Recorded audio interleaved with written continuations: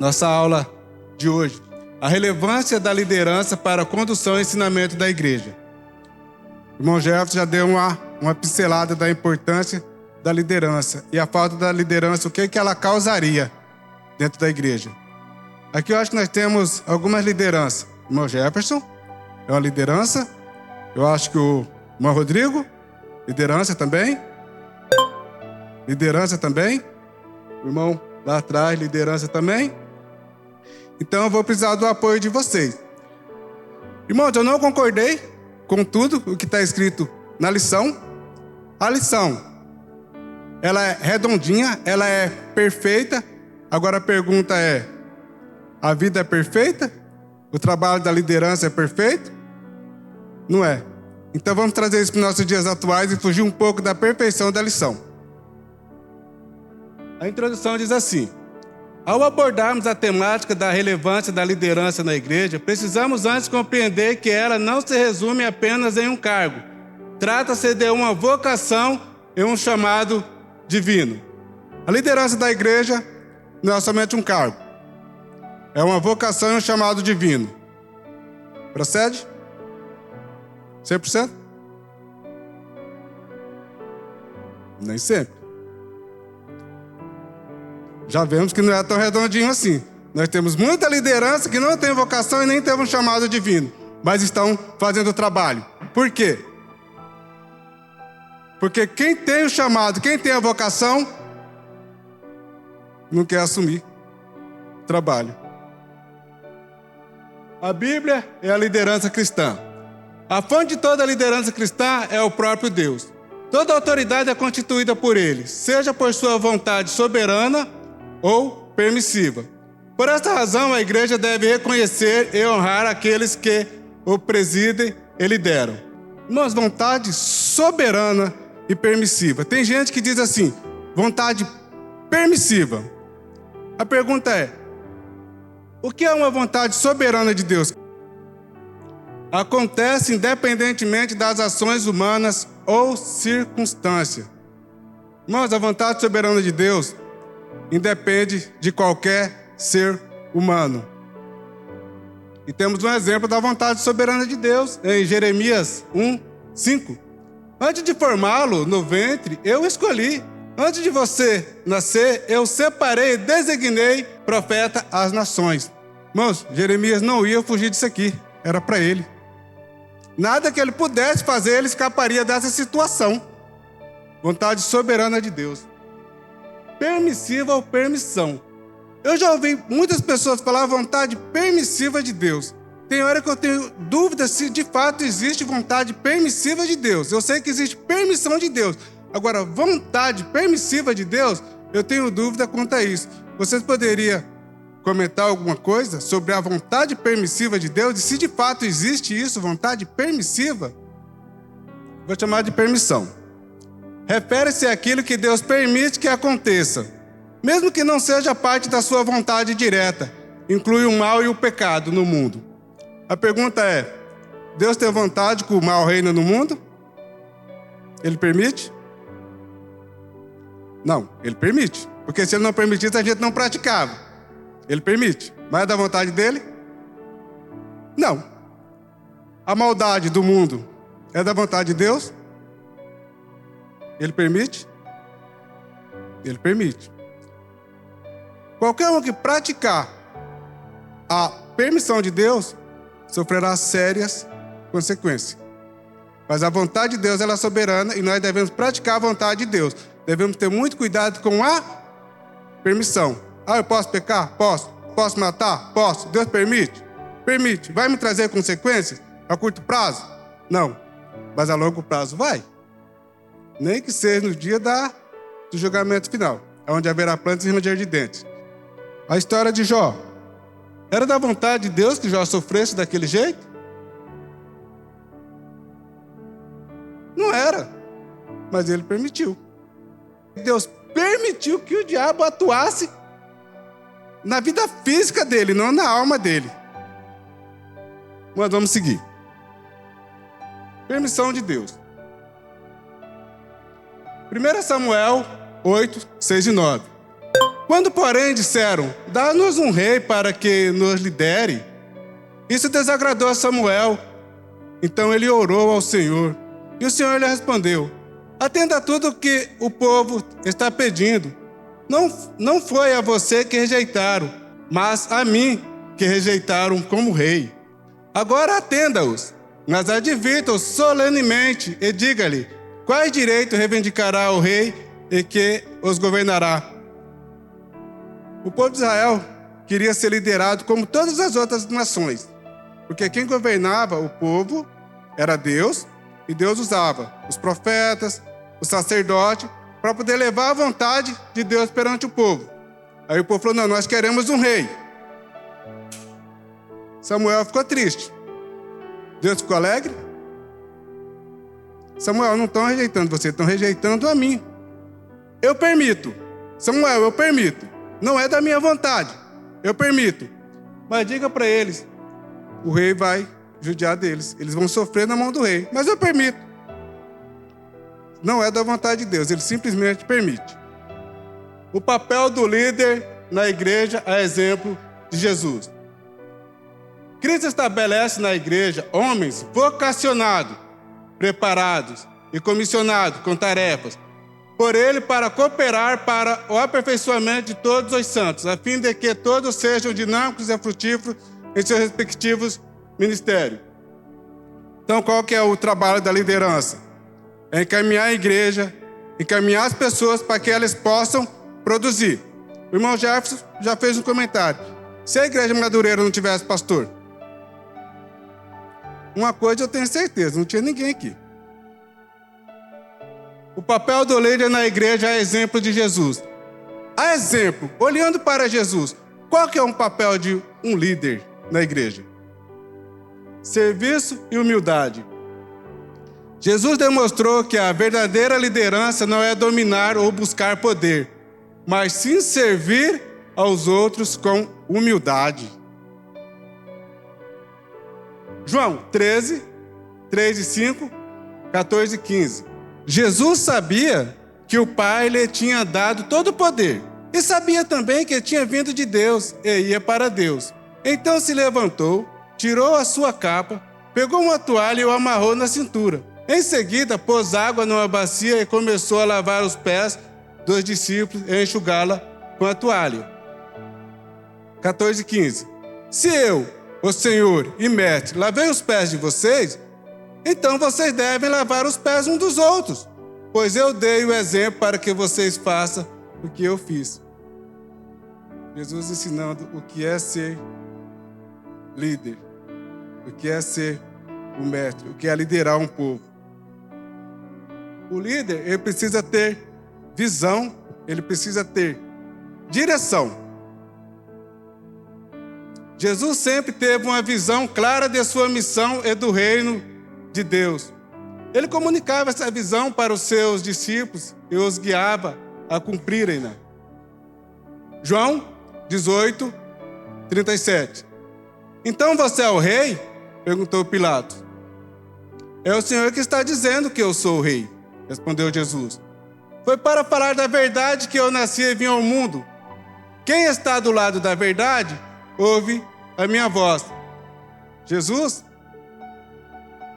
ele está dizendo que veio no mundo para fazer o quê? Para falar da verdade. Então ele tinha visão. Ele tinha visão do que ele precisava fazer. A nossa liderança tem que ter o quê? Visão do que ele está fazendo na frente do trabalho. Que é conduzir o povo de Deus para onde? Para o céu. 1.2. O perfil bíblico de uma liderança cristã. 2 Timóteo 2:2. E o que de mim, entre muita testemunha, ouviste, confia a homens fiéis, que seja idôneo para também ensinar aos outros. O perfil bíblico de uma liderança. Irmão, 2 Timóteo 2:2. Nós temos no mínimo 3 perfis bíblicos de uma liderança. Mas tem muito mais. Alguém poderia dizer qual que é o perfil bíblico? O que uma liderança precisa ter para conduzir o povo de Deus para o céu? Influência. O líder, ele tem que influenciar. Se ele não influenciar, ele não consegue seguidores. E o que de mim ouviste, Ninguém pode ser líder se não tiver discípulo. Liderar não se mede em intenções, mas em quantas pessoas podemos realmente inspirar a seguir a Cristo. O líder, ele tem que ser inspirador, ele tem que inspirar o seu povo a seguir a Cristo. Ou seja, ele tem que ser uma pessoa que influencia. O líder, ele precisa ser íntegro, entre muitas testemunhas. Lembre-se que um verdadeiro líder inspira através do seu trabalho, por isso a integridade deve ser a marca da liderança. O líder, ele precisa reproduzir, que seja idôneo para também ensinar os outros. A verdadeira liderança não é apenas aquele que sabe inspirar, mas aquele que ensina os outros a como fazer. Jesus disse assim, ó: eu vim para fazer a vontade do meu Pai. Ele reproduziu o quê? A vontade do Pai. O apóstolo Paulo diz assim: sede meus imitadores como eu sou de Cristo. Paulo reproduziu o quê? Cristo. A liderança tem que reproduzir quem? E nós temos que reproduzir quem? A gente tem que reproduzir Cristo, mas a igreja no geral está de olho no pastor. A igreja reproduz mais o pastor do que Cristo. Se o pastor não reproduzir Cristo, a igreja não vai reproduzir. 1.3. Vocação e chamado para a liderança. 1 Coríntios 7:20. Cada um permaneça na vocação em que foi chamado. Irmãos, vocação e chamado para a liderança. Vocação e chamado é a mesma coisa? Alguém pode definir para a gente o que é vocação, o que é chamado? A vocação, ela é natural. Tem pessoas que estão dentro da igreja, irmãos. Ele não é diácono, ele não é porteiro. E ele tem comportamento de porteiro. Vocação. Reflete como cada pessoa usa seus dons e talentos para servir a Deus e ao próximo. Envolve a aplicação prática do chamado de Deus na vida diária. E o chamado? É o convite de Deus para um propósito específico, seja ele amplo, como a salvação. Deus chamou todos nós para a salvação, é um chamado. Ou particular, como um ministério ou uma missão. Então, irmão, a vocação é algo próprio de cada pessoa, é algo natural da pessoa. O chamado é quando o Senhor chama a gente para a obra. E a gente vai executar essa vocação. Ambos estão relacionados, mas o chamado vem direto de Deus, enquanto a vocação é a expressão individual desse chamado na vida prática. Ponto 2. O chamado vocacional dos membros da igreja. Pois certo, todos os salvos foram chamados com uma missão e vocação de ser ganhadores de alma. Marcos capítulo 16, versículo 15. E disse-lhe: ide por todo mundo e pregai o evangelho a toda criatura. Irmãos, quando a gente se converte, a primeira coisa que vem dentro da gente é pregar, falar para todo mundo. A gente quer sair falando para todo mundo. A gente é praticamente, na hora que a gente se converte, a gente é vocacionado a pregar o evangelho.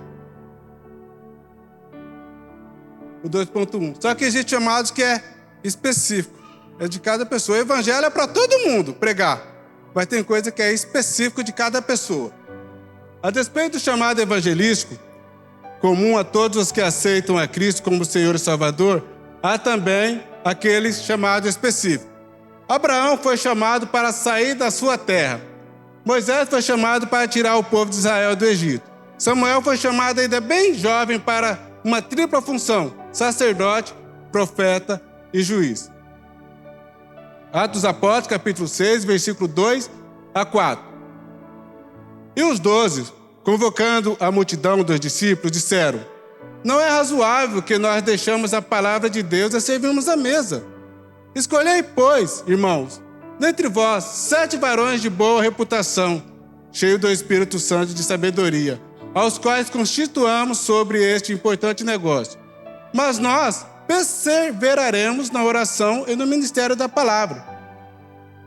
O que acontecia aqui? Quais foram os primeiros chamados específicos aqui nesse versículo que nós temos hoje dentro da igreja? Quais foram? Aqui surgem os primeiros diáconos. Por quê? Liderança. Jesus chamou 12, preparou os 12, vocacionou. Jesus vocacionou esses 12. Jesus foi e deixou eles para continuar a obra. Tinha muitos discípulos, mas na liderança só tinha 12. E o povo começou a reclamar. Pô, vocês não estão dando atenção para a gente. As viúvas, as pessoas necessitadas estavam reclamando. Vocês não estão dando atenção para a gente. Aí eles deixavam de fazer o papel de oração, de ensino, para poder estar atendendo o povo. Aí surgem os primeiros diáconos. Irmãos, chamado específico. Eu já falei de diácono aqui. Você pode soltar outros chamados específicos? Pastores ou presbítero. O que os pastores e os presbíteros fazem? Praticamente a função dos dois é a mesma. Os pastores e os presbíteros responsáveis pelo ensino, pregação e cuidado espiritual da igreja. Os diáconos, surgiu lá no capítulo 6 de Atos dos Apóstolos. O que o diácono faz? Dá suporte os de cima. Encarregado de servir os aspectos práticos e administrativos. E ainda temos vários outros chamados específicos: apóstolo, profetas, evangelistas, doutores. A variedade de membros e as suas funções. Mas agora já não estamos falando mais de liderança, nós estamos falando de membros. 1 Coríntios 12, 27. Ora, vocês são o corpo de Cristo, e cada um de vocês individualmente é membro desse corpo. Romanos 12, 4. Assim como cada um de nós tem um corpo com muitos membros, e esses membros não exercem todas as mesmas funções. Irmãos, a igreja é tratada como um corpo humano. Qual que é o dedo menos importante ali? A maioria das pessoas diz que o dedo mínimo é o menos importante. E veja que nós estamos falando de membros dentro da igreja e Jesus trata a igreja como um corpo humano mesmo. Cada um tem a sua função. Mas ele é responsável pela estabilidade da mão. A mão perde a estabilidade. Ele é responsável pela força, a pressão que a gente exerce. Ele é responsável pela mobilidade, movimento da mão. E ele é responsável pela coordenação. Por exemplo, um artista que precisa fazer um desenho muito preciso, se ele perder o dedo mínimo, ele perde essa precisão e ele precisa passar por terapia para recuperar essa precisão da mão. O dedo mínimo, aquele que as pessoas acham que não tem importância nenhuma. A perda do dedo mínimo resulta em perda de 20% a 50% da força das mãos, dificultando em tarefas precisas. Nós estamos falando de importância e não de responsabilidade. Quem é a pessoa mais importante da igreja? Nós estamos falando do corpo. Não é a mais responsável. A mais responsável é o que está lá na frente do público. Temos função dentro da igreja. Tem aquela função que ninguém vê. Ninguém vê. A maioria da igreja nem sabe. O pastor, todo mundo sabe quem é. Agora eu pergunto para vocês. A igreja está limpa? Quem limpou? Faxineira. É uma irmã da igreja. Quem é ela? Eu não conheço.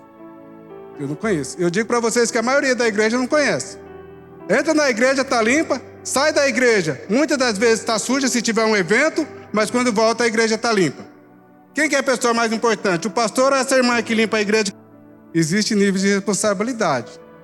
Agora, nível de importante, todo mundo, todos têm a mesma importância no cargo que ele está exercendo. Pergunta, se essa igreja estivesse toda suja, se a igreja não tiver pastor, o que acontece? O irmão Jefferson falou.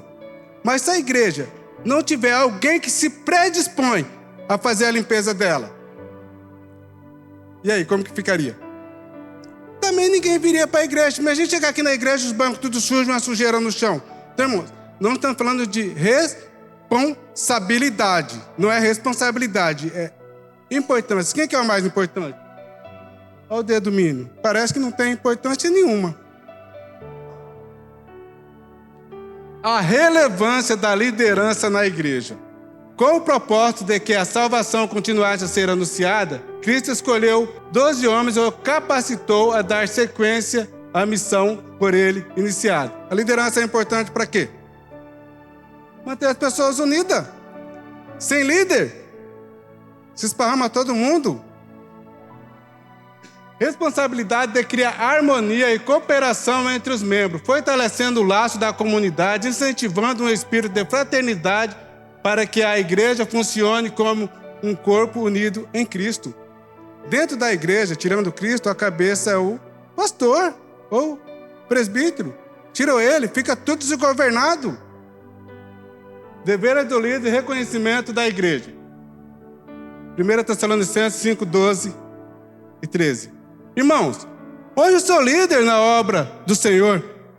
Eles trabalham arduamente entre vocês e lhe dão orientações. Tenha grande respeito e amor sincero por ele, por causa do trabalho que eles realizam. E viva em paz uns com os outros. Uns com os outros quem? Nós e a liderança. O que nós podemos fazer para reconhecer o trabalho da nossa liderança? Uma das maneiras mais poderosas de reconhecer o trabalho de um líder é orando por ele.